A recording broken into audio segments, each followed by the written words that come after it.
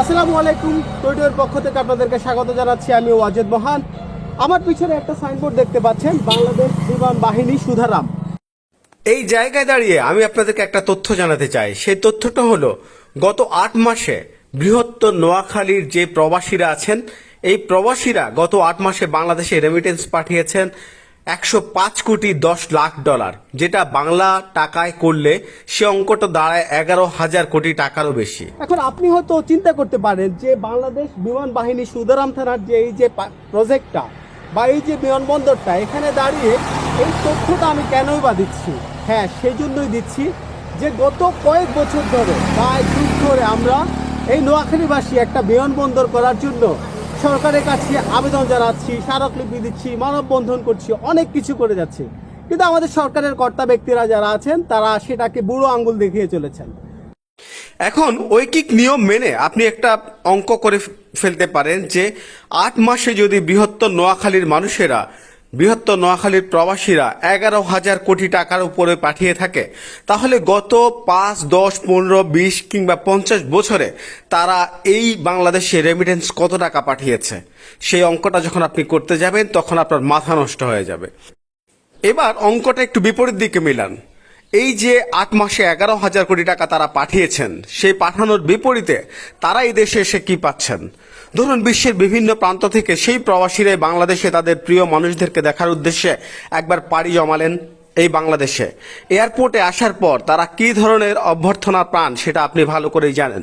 এবং এই এয়ারপোর্টে আসার পর তারা কিভাবে এই এয়ারপোর্টে দুনিয়ার সমস্ত ঝামেলার সম্মুখীন হন, দুনিয়ার সমস্ত প্রতারণার সম্মুখীন হন, সেই হিসাবটা বা সেই গল্পটাও আপনাদের জানা। তারপর তারা সেখানে এসে এয়ারপোর্টের 1.5-2 ঘন্টা 3 ঘন্টার ঝক্কি ঝামেলা শেষ করে যখন নিজেদের বাড়ির উদ্দেশ্যে রওনা হন, তখন এই বৃহত্তর নোয়াখালীর যে কোনো জেলাতে পৌঁছাতে তাদের লাগে 6 ঘন্টা। তার মানে পুরো প্রায় 1 দিনের জার্নি বলা যায়। এই যখন প্রবাসীদের দেনা এবং পাওনার হিসেব, তাহলে এই যে গত 20-25 বছর ধরে এই বৃহত্তর নোয়াখালী জেলার মানুষগুলো একটা বিমানবন্দরের দাবিতে এত সোচ্চার, এত স্মারকলিপি, এত মানববন্ধন, এত চিৎকার চেঁচামেচি করছিল, তাহলে সেই চিৎকার চেঁচামেচি, সেই দাবিটাকে কিভাবে বুড়ো আঙ্গুল দেখাতে পারেন আমাদের জেলার কর্তারা কিংবা আমাদের এই সরকারের কর্তা ব্যক্তিরা? সেই প্রশ্ন থেকেই যায়। তার মানে কি এর মধ্যে অন্য কোনো হিসাব আছে? থাকতেই পারে, কিন্তু এই ব্যর্থতার দায়ভার শুধুমাত্র একা সরকারের না। এই ব্যর্থতার দায়ভার আমাদের সরকারের কর্তা ব্যক্তিদের পাশাপাশি এই জেলার কর্তা ব্যক্তিদের, যারা পুরোপুরি ব্যর্থ ভূমিকা পালন করেছেন গত 20-25 বছর ধরে। চলুন আমরা এবার একটু রানওয়েটা দেখে আসি, আমাদের এই বিমানবন্দরটা কিভাবে সাজছিল সেই 91-96 সময়।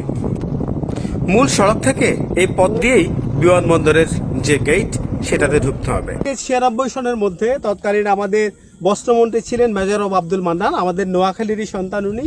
সেই সময়টা সম্ভবত ওনার উদ্যোগে এই বিমানবন্দরটা, রানওয়েটা তৈরি করা হয়েছিল। আপনি রানওয়ের এই মাথা থেকে আমরা ওই মাথা পর্যন্ত আপনাদেরকে দেখাবো। এই রানওয়েটা দেখলে আপনি বুঝতে পারবেন যে এখানে বিমানবন্দর করার মতো যে সমস্ত ইনফ্রাস্ট্রাকচার, সেটা গড়ে তোলা তখন অনেকটাই শুরু হয়ে গিয়েছিল। আর অবাক হবেন আপনি এটা জেনে যে এখানে কিন্তু অলরেডি ট্যাক্সিওয়েটাও তৈরি করা আছে, অর্থাৎ বিমান ল্যান্ডিংয়ের পর যে এখানে গিয়ে বিমানগুলো করবে, সেই জায়গাটাও তৈরি করা আছে। 2019 সনের দিকে সরকারের যে কোনো একটি পরিকল্পনার অংশ হিসেবে বিমান বাহিনীর 20 জনের একটি টিম এই বিমানবন্দরের দায়িত্ব নিয়েছিল। ঠিক এই মুহূর্ত পর্যন্ত তারা সেখানে দায়িত্ব পালন করছে, কিন্তু জানি না সে দায়িত্ব বা তাদের সেখানে উদ্দেশ্যটা কি। আমরা সেই বিমান বাহিনীরই একটা সময়ের একজন কর্মকর্তার সাথে কথা বলছিলাম এই বিমানবন্দরের যে সম্ভাব্যতা সেটা নিয়ে।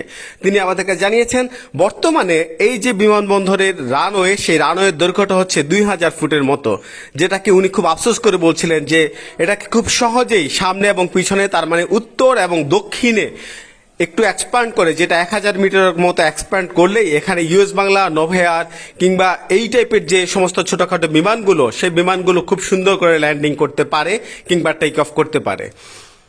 এটা হচ্ছে বিমানবন্দরের যে পাখির চোখের যে চিত্র সেটা। এবার চলুন রানওয়ের 02 থেকে 20 হয়ে উড়াল দেয়া যাক। ওকে, লেটস গো।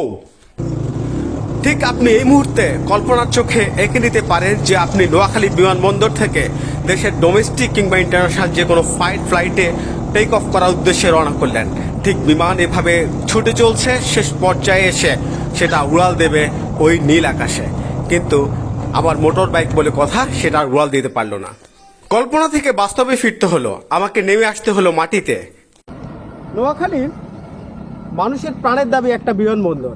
এই বিমানবন্দরকে ঘিরে গত 20 বছর ধরে যত জল্পনা কল্পনা, যত নাটক, এই সবগুলোরই এখন অবসান হবে, অবসান আশা করছে নোয়াখালীবাসী। আমাদের সরকারের আন্তরিক প্রচেষ্টা এবং নোয়াখালীর যে কর্তা ব্যক্তিরা আছেন সেই কর্তা ব্যক্তিদের আন্তরিক প্রচেষ্টাই আমাদের এই নোয়াখালীবাসী একটা বিমানবন্দর পেতে পারে, এই সম্বন্ধে আমাদের কোনো ধরনের কোনো সন্দেহ নেই। বিমানবন্দরের ভেতরে যে ইনফ্রাস্ট্রাকচারের চিত্রটা আপনাদেরকে দেখিয়েছি, বিশেষ করে রানওয়ে ট্যাক্সিওয়ের যে চিত্রটা দেখিয়েছি, সেই চিত্র থেকে আপনি আনুমানিক ধারণা করে নিতে পারেন যে এখানে বিমানবন্দর বাস্তবায়নের যে দাবি নোয়াখালীবাসীর, সে দাবি কতটা যৌক্তিক আর কতটুকু ইচ্ছে পোষণ করলে এই বিমানবন্দরটা এখানে স্থাপন করে ফেলা যায়।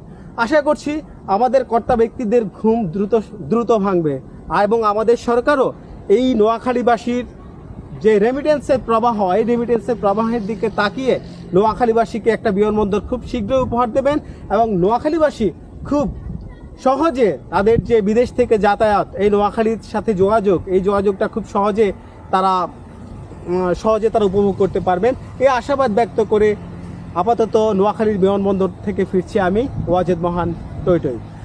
আশা করছি আপনারা টই টই চ্যানেলটি সাবস্ক্রাইব করবেন এবং আমার যে ফেসবুক পেজ ওয়াজেদ মহান, এই পেজটিকে ফলো করবেন পরবর্তী ভিডিওগুলোর জন্য।